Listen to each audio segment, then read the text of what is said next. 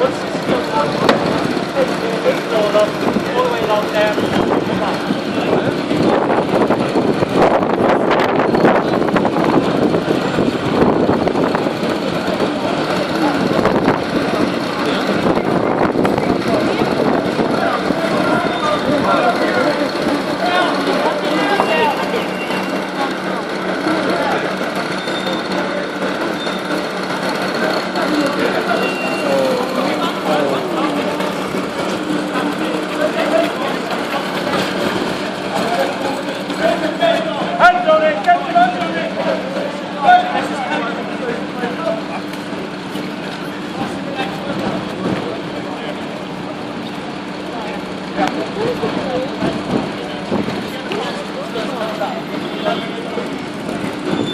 Right guys, you need to leave this area, it's no area, it's a crime scene now, so everyone out please.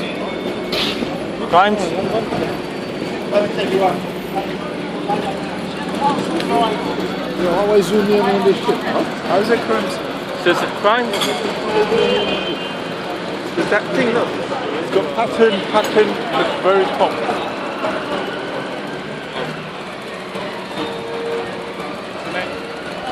This guy, what do you call it?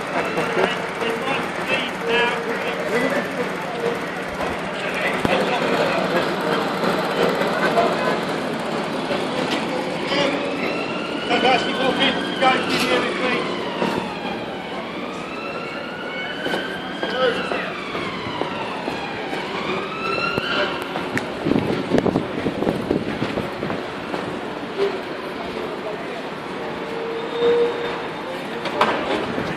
This compensation as we can.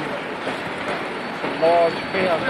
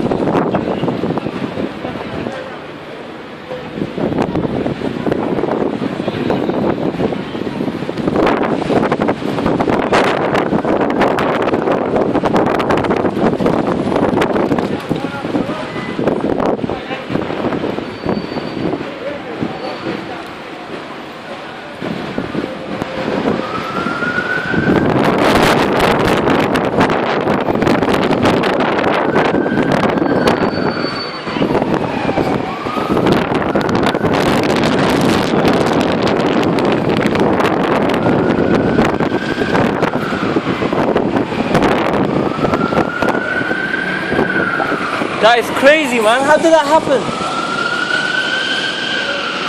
Yeah, building after that, building after that. Because I saw the people in there, they were chipping